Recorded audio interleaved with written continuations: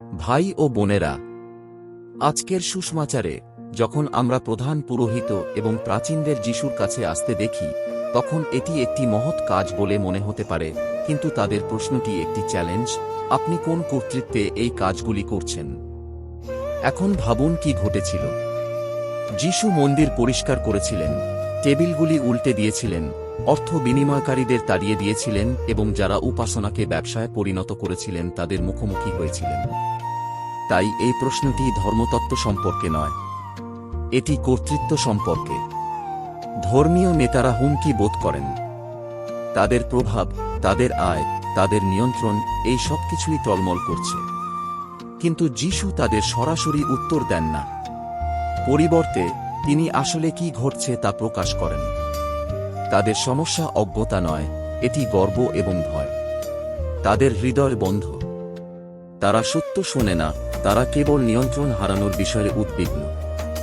এই সুসমাচার আমাদের একইভাবে স্পর্শ করে, কারণ কখনো কখনো আমরা যিশুর কর্তৃত্বকে প্রতিরোধ করি, কথা দিয়ে নয়, বরং এমন উপায় দিয়ে যা সান্ত্বনা, সাফল্য এবং খ্যাতির দিকে পরিচালিত করে। সেন্ট পল বলেছেন, টাকার প্রতি ভালোবাসাই সকল মন্দের মূল। টাকা নিজেই খারাপ নয়, এটি এর প্রতি আমাদের আসক্তি যা আমাদের অন্ধ করে দেয়।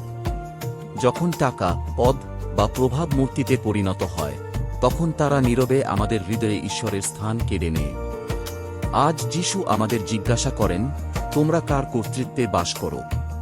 তুমি কি সত্যিই আমার, নাকি তোমার জীবন অন্য কিছু দ্বারা শাসিত? ভয়, লোভ বা অহংকার? সত্যিকারের শিষ্যত্ব কোনো পছন্দ নয়।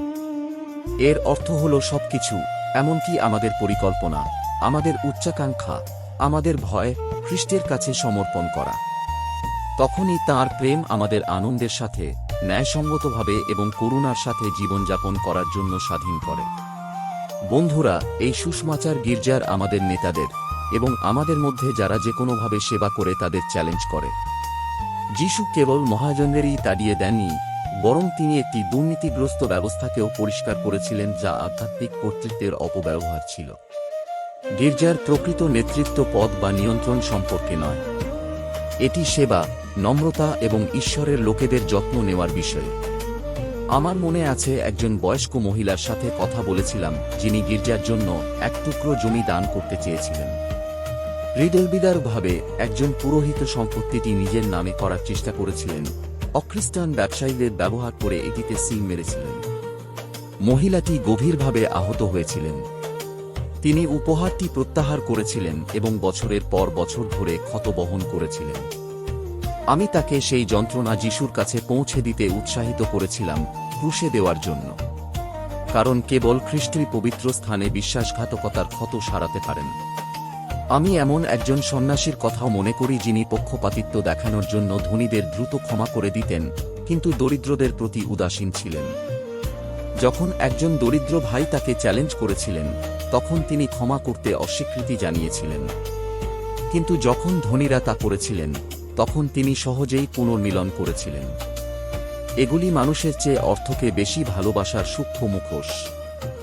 যিশু আমাদের মনে করিয়ে দেন, ভালোবাসা প্রথমে দরিদ্র, দুর্বল এবং ভুলে যাওয়াদের।